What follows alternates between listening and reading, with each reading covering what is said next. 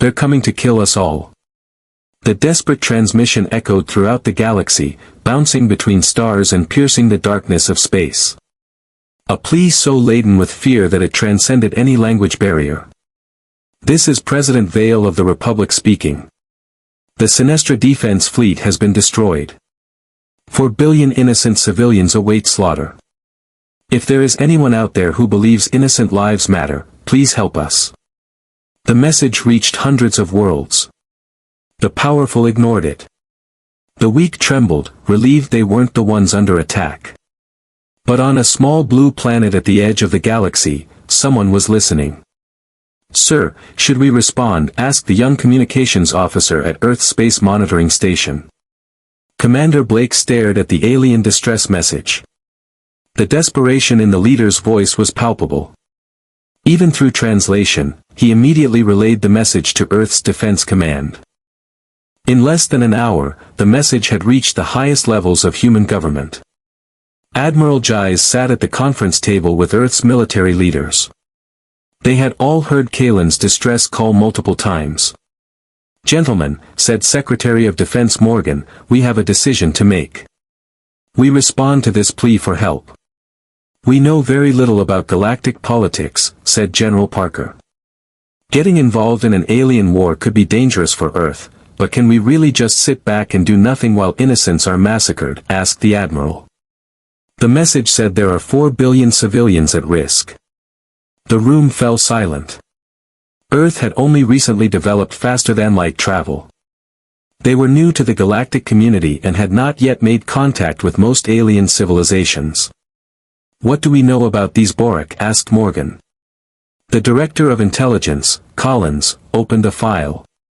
"They appear to be a military empire that has been expanding for centuries. They enslave conquered populations and plunder planets. By all accounts, they are extremely dangerous. And the Kalen, a peaceful, trading civilization. 12 star systems, mostly herbivorous humanoids, with no history of aggression or wars." A stood up. "I've spent my entire career preparing Earth's defenses. We build our fleets to protect innocent lives. If we don't use them to help when someone is desperately in need, what good are they?" The debate continued for another hour. Finally, Secretary Morgan called for a vote. The decision was close, but humanity chose to act. Meanwhile, on Cin Prime, the situation was rapidly deteriorating. Captain Nico's damaged ship was hiding in the planet's magnetic field as Borak fighters patrolled the area for any remaining Kalen vessels. Through the main screen, Nico could see the enormous Borak battleship. It was 5 times larger than his ship, covered in weapons and armor. Below, Cin Prime burned under the bombardment of major cities. "Send one last message to High Command," Nico told his communications officer. "Tell President Vale we did everything we could." On the planet's surface, President Vale was in an underground bunker serving as an emergency command center. Reports were pouring in from all over the planet. Borak ground forces had landed in 12 major cities. "Madam President," said her assistant, "Captain Nico is sending his final report. The defense fleet has been destroyed. The orbital bombardment will continue." Vale closed her eyes. The Kali had always believed that reason and diplomacy could resolve any conflict. They were wrong. "Madam," said the communications director, "we continue to receive messages of support from other galactic civilizations. The Centauri Federation sends its thoughts and prayers. The Omega Alliance wishes us strength in these difficult times, but no real help," Vale said bitterly. "No ships, no weapons, no support, just empty words." All the major powers in the galaxy had decided it was better to remain neutral than risk their own destruction. The Cin people were alone. Suddenly, Ballet's assistant rushed into the room, his face flushed blue with excitement. "Madam President, we're receiving a transmission from an unknown fleet that just entered the system." "Borak reinforcements?" he asked. Vale, feeling her heart sink, replied, "No, ma'am. They identify as humans." "Vale, I've never heard of that species. Put them on screen." A serious-looking alien appeared on the screen. Unlike the CIN, he didn't have blue skin or large eyes. His appearance was almost plain, but there was something about his gaze that commanded respect. President Vale, I'm Admiral Gies of the Unified Earth Fleet. We received your distress call and have come to assist. Please hold out a little longer. Vale could hardly believe what she was hearing. Admiral Hay, I'm grateful, but you should know that the Borak fleet has over 200 warships.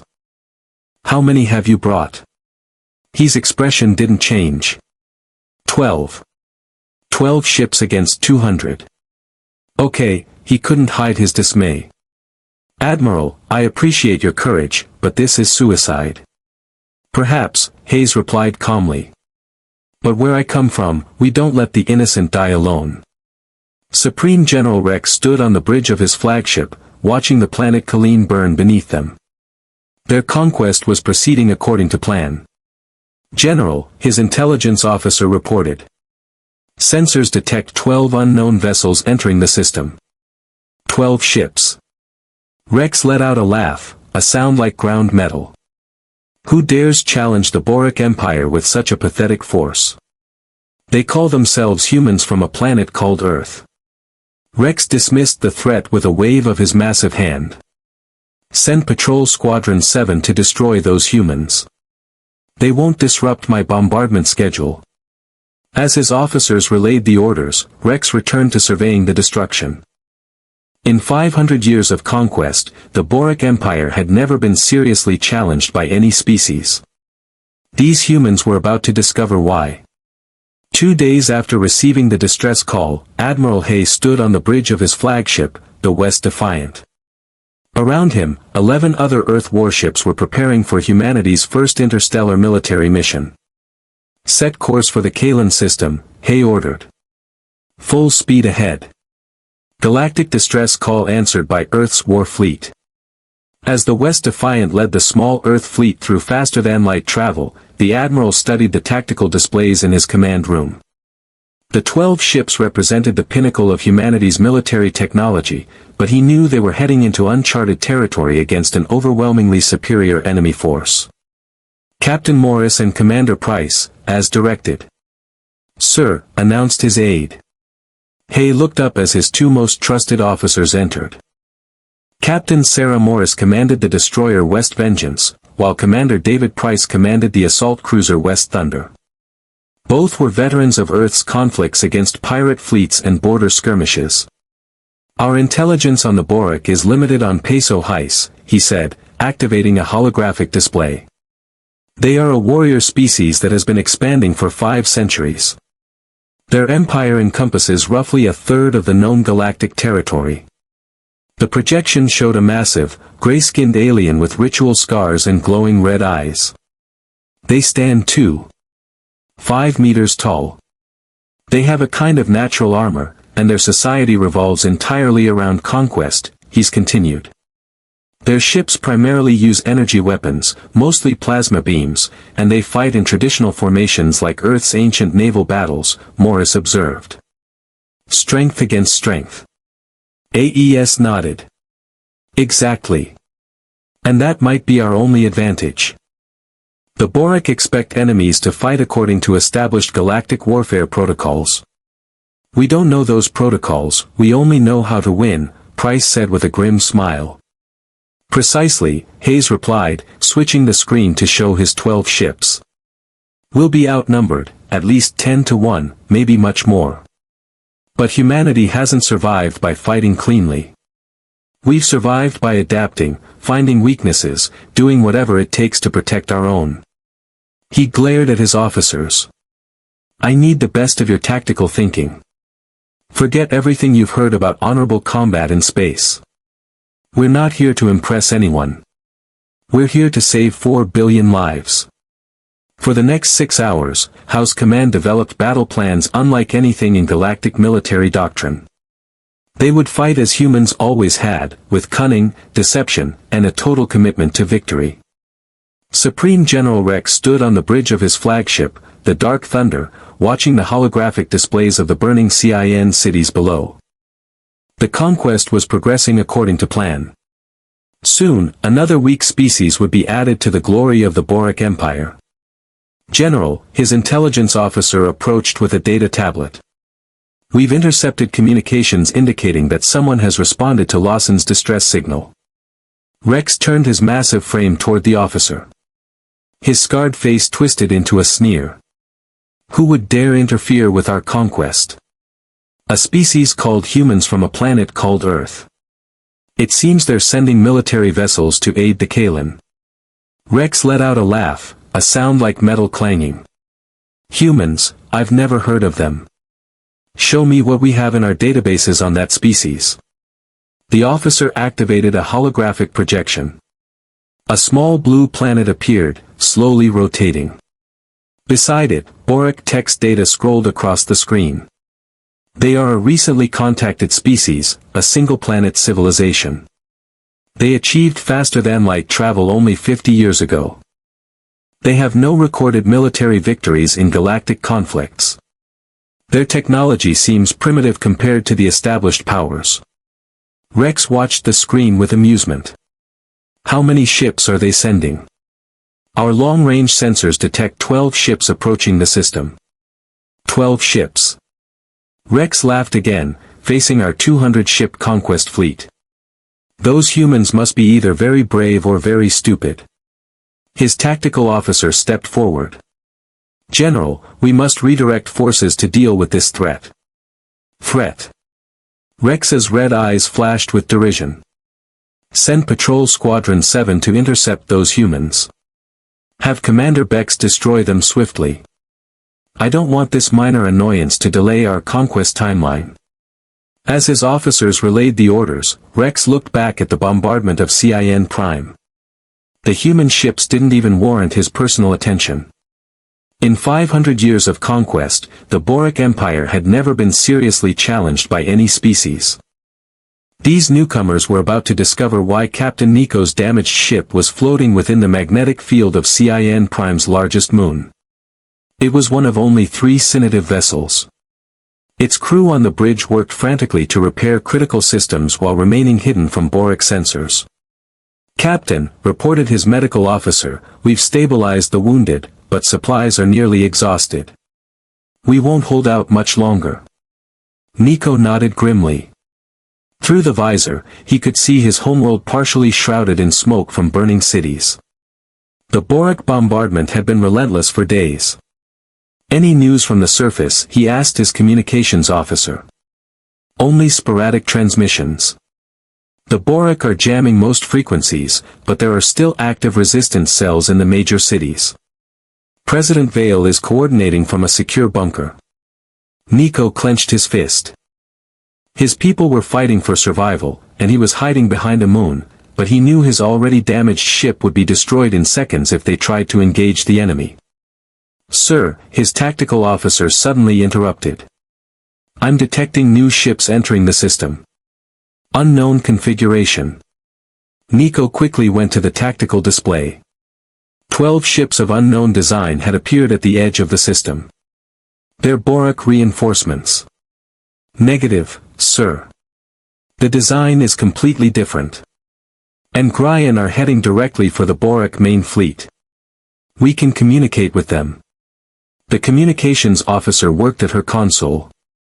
I'm receiving a transmission from the lead ship. Audio only, play it. A firm, determined voice filled the bridge. This is the Admiral of the Unified Earth Fleet speaking to any Kalan ship still operational. We received your distress signal and have come to provide assistance. Please respond. The bridge crew looked at each other in astonishment. Someone had actually answered their call for help. This is Captain Nico of the Defense Force speaking. Kalan responded quickly. Admiral, I must warn you that the Borak fleet is enormous. Your 12 ships will not be able to face them. You should withdraw while you still can. There was a brief pause before Jays replied. Captain Nico, I appreciate your concern, but my species does not abandon innocents to their fate. We came to help, and that is what we will do, but Admiral, you do not understand. The Borak Empire has never been defeated. Their ships are powerful, and their warriors are ruthless. They have conquered hundreds of worlds. Hayes's response was calm but filled with determination. Captain, they have never fought against humans. That is about to change. Before Nico could reply, his tactical officer shouted, "Borak Patrol Squadron, moving to intercept the human fleet. 8 ships on attack vector." Commander Bex led the Borak Patrol Squadron with complete confidence. His 8 ships were more than enough to deal with 12 primitive vessels of an unknown species. The Borak had faced countless enemies throughout the centuries, and none had posed a real challenge. "Target the largest human ship," Bex ordered. "Destroy it first to break their morale." The Borak ships opened fire with their energy weapons. Beams of red plasma streaked through space toward the human fleet. What happened next astonished everyone who witnessed it in the system. The human ships didn't attempt to dodge or flee. Instead, they accelerated directly toward the Borak squadron, their thick armor absorbing the enemy fire. As they closed in, the human ships unleashed weapons unlike any seen before in the galaxy. Solid projectiles launched by magnetic accelerators slammed into the Borak ships at incredible speeds. The kinetic energy was devastating, tearing through shields and armor that had protected the Borak for centuries. Explosive warheads designed to destroy Earth's heaviest fortifications ripped the enemy ships to shreds. Beaks watched in horror as 3 of his ships exploded within the first minute of combat. Impossible. Their weapons. "How are they penetrating our shields, sir?" his tactical officer reported, his voice trembling. "They're using kinetic weapons, physical projectiles. Our shields are designed for energy weapons." The human ships continued their attack, now splitting into smaller groups and striking from multiple angles. There was no honor in their tactics, no glorious ship-to-ship duels. They attacked from blind spots, targeting engines and weapon systems, and coordinating their fire with lethal precision. Evasive maneuvers. Bex ordered desperately. "Call in reinforcements." But it was too late. In less than 5 minutes, all 8 Borak ships were either destroyed or disabled. The human fleet continued its advance without slowing, heading straight for the main Borak force. Commander Bex's final transmission was filled with panic and disbelief. These humans, their weapons. How is this possible? Supreme General Rex received the news of his patrol squadron's destruction with a mixture of surprise that quickly turned to fury. No one had ever destroyed Borak ships so easily. "Impossible," he roared. 8 ships can't be destroyed by 12 primitive ships. His intelligence officer reviewed the battle data with growing concern. "General, the human weapons appear to be kinetic energy-based, not plasma or energy beams. Their ships have heavy armor and are designed for close combat. This is unlike any military technology we've faced before." Rex stared at the tactical display showing the approaching human fleet. These weren't the weak primitives he'd expected. These humans fought like something else entirely. "Prepare the fleet for combat," he ordered. "Every ship in battle formation wants to fight. Well, they'll get one." Captain Nico watched the battle from his hiding place in amazement. 12 human ships had just destroyed 8 Borak ships without sustaining significant damage. It seemed impossible, but the evidence was right there, on their sensors. "Captain," his tactical officer said in astonishment, "the humans are still advancing toward the main fleet. Borak, they're not retreating." Nico analyzed the probabilities. 12 100 ships against nearly 200. By all logic, the humans should have been running for their lives. Instead, they were speeding straight towards certain death, unless they knew something about warfare that the rest of the galaxy didn't. On the bridge of the west of Fiant, Admiral Hayes studied the enemy formation as his fleet closed in. The Borak ships were arranged in traditional battle lines designed for long-range energy weapon exchanges. It was exactly what human military analysts had anticipated by studying captured alien databases. "All ships," Hayes transmitted, "execute Delta attack pattern, target command ships first." He paused and added, "Remember, we are not fighting just for ourselves. Today we are fighting for 4 billion innocent people who cannot defend themselves. The human fleet split into 3 groups and accelerated into the Borak formation. The ships from Earth had come to war and were about to show the galaxy what humans had learned after centuries of fighting amongst themselves. Captain Morris led the left-hand strike group, Commander Price the right, and Admiral Hay himself led the center. Each group had a specific mission designed to exploit different weaknesses in Borak's strategy. As they closed in on the enemy fleet, he opened a direct communication channel with Supreme General Rex. "Commander Borak," he said in a cold, precise voice. "This is the Admiral of Earth speaking. You are attacking an innocent civilization that has done you no harm. Withdraw your forces immediately, or we will be forced to destroy you." Rex's imposing figure appeared on the screen, his scarred face contorted with contempt. "Human, you do not understand the galaxy. The strong conquer the weak. That is the natural order. Your pathetic fleet will be annihilated, and then we will find your homeworld and add it to our empire." Hay smiled earnestly. "I expected you to say that." He cut the transmission and turned to his tactical officer. "All ships. Open fire. Show them what happens when someone threatens innocent lives under human protection." The Borak main fleet moved into battle formation as he's divided his 12 ships into 3 strike groups. Supreme General Rex watched from his flagship with growing concern. The destruction of his patrol squadron had shaken his confidence. But he still commanded nearly 200 warships. "All ships. Prepare for combat," Rex ordered. "Focus on the human ships. Don't let them get close." The Borak ships opened fire with their plasma cannons. Hundreds of energy beams tore through space toward the approaching human ships. The night sky above Cin Prime lit up in a deadly light show, but the human ships behaved like no enemy the Borak had ever faced before. Instead of keeping their distance and responding with long-range fire, they accelerated straight toward the enemy formation. Their thick armor absorbed the plasma blasts as they closed the distance between the fleets. The battle for Cin Prime, and perhaps for the future of the galaxy, was about to begin. Captain Morris commanded the Star Destroyer West Vengeance, leading the strike group on the left flank. She had studied Borak tactics during the voyage to Cin Prime and knew their weakness well. They fought like duelists, preferring formal battle lines and honorable combat. The humans had learned other lessons about war. "All ships, execute Alpha flanking maneuver," Morris transmitted. "Target your minister's ships first." The human destroyers circled the Borak main battle line, using their superior speed to reach the enemy's rear. The Borak had positioned their ammunition and fuel ships behind the main fleet, believing they would be safe there. They were wrong. The West Vengeance and her sister ships attacked the Borak supply ships with devastating firepower. Explosions rippled through the enemy formation as the ammunition ships exploded in massive fireballs.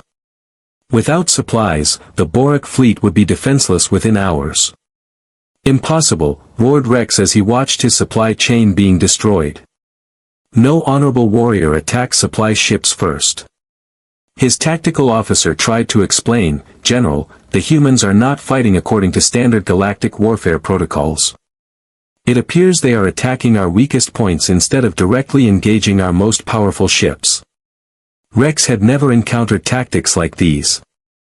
In 500 years of conquest, the Boraks had always faced enemies who fought with honor and courage, force against force, ship against ship. In glorious battles, these humans fought like animals. Meanwhile, the Admiral was leading the center group directly toward the Borak flagship. The enormous enemy battleship was 3 times the size of the West Defiant, covered in weapons and armor. It should have been an impossible target for a single human cruiser. "Sir," reported Lieutenant Commander Davis. "The enemy flagship is launching fighters." Hundreds of them, small Borak attack craft, poured en masse from the battleship's hangars. They swarmed toward the human ships like furious insects, their pilots eager for glory in one-on-one combat. "Deploy our fighters," ordered Hysa. "Let them see how Earth pilots fight." The human fighters launched from their carriers were smaller and less streamlined than the Borax, but they were piloted by humans trained in Earth's deadly skies, where aerial combat had been honed over 2 world wars and numerous smaller conflicts. 2-on-1 attacks, Squadron Leader Johnson ordered over the radio. No fair fights. We're not here to prove valor. We're here to win. The human fighters tore through the Borax squadrons with ruthless efficiency. They used coordinated attacks, hit-and-run tactics, and even suicide ramming attacks when they ran out of ammunition. In less than 30 minutes, the space around the flagship was littered with the wreckage of destroyed Borax fighters. On the right flank, Commander Price led the 3rd Human Strike Group against the Borax Cruiser Squadron. The enemy ships tried to maintain their line of battle formation, but the humans had no intention of fighting in the traditional way. The Wester and its escorts accelerated past the Borax cruisers, then turned sharply and attacked from behind. The enemy ships had to twist their entire formation to face this new threat, leaving their flanks exposed to the other human groups. Aim for their engine sections, Price ordered. Disable them. Don't destroy them yet. The human weapons attacked the Borax propulsion systems with surgical precision. One after another, the enemy ships were immobilized, unable to maneuver or escape. They were still dangerous, but they could no longer move. Rex watched as his fleet was systematically destroyed and couldn't understand what was happening. These humans were fighting without honor, without dignity, without any respect for the traditions of galactic warfare. General, his communications officer reported. We are receiving surrender requests from 12 of our cruisers. They are disabled and pleading for mercy. Surrender. Rex could barely get the word out. Borax warriors do not surrender. Tell them to fight until death. But his officers were beginning to doubt their commander. They had never seen Borax ships destroyed so easily. The humans seemed to anticipate every move, counter every tactic, and exploit every weakness. Captain Nico watched the battle from his hiding place behind the moon of Cin Prime. His sensors could barely track the fast-moving human ships as they tore through the Borax formation. Captain, his tactical officer said, astonished. The humans have destroyed or disabled more than 60 Borax ships in less than 2 hours. Their own casualties are minimal. Nico couldn't believe what he was seeing. The mighty Borax Empire, conqueror of hundreds of worlds, was being defeated by 12 ships of a species no one had ever heard of. How is this possible, he wondered aloud. On the surface of Cin Prime, President Vale received reports of the space battle with growing hope and amazement. The humans weren't just fighting the Borax, they were winning. Madam President, her assistant said excitedly. Our observers, they reported that the human fleet had broken through the Borax battle line. The enemy ships were in full retreat. Aiza's eyes filled with tears. After days of despair, watching her people die and her civilization burn, there was finally hope. But the battle was not yet over. Rex understood that his traditional tactics were useless against these human warriors. If he wanted to win, he needed to change his strategy. He broadcast to all ships, break out of formation. Surround the human ships. Use our numerical superiority to crush them. The remaining Borax ships broke their battle lines and began to encircle the human fleet. They couldn't match their tactics. But they still had the advantage in numbers. If they could corner the human ships and attack from all sides, perhaps they could still win. Admiral Jize saw the enemy's change of tactics and gave a grim smile. The Borax were learning, but they still thought like aliens who had never faced a species that breathed war. His transmitted the message. Execute defensive formation, Charlie. Show them why humans survived as apex predators on their homeworld. The 12 human ships formed a tight sphere with their heaviest vessels on the outside and the protected carriers in the center. As the Borax ships closed in from all directions, the humans demonstrated another lesson from Earth's bloody history. When surrounded and outnumbered, humans didn't panic, they became more dangerous. The space around the human fleet became a killing field. Every Borax ship that came within range was destroyed or disabled in seconds. The humans fought like a pack of wolves surrounded by sheep, lethal, coordinated, and utterly ruthless.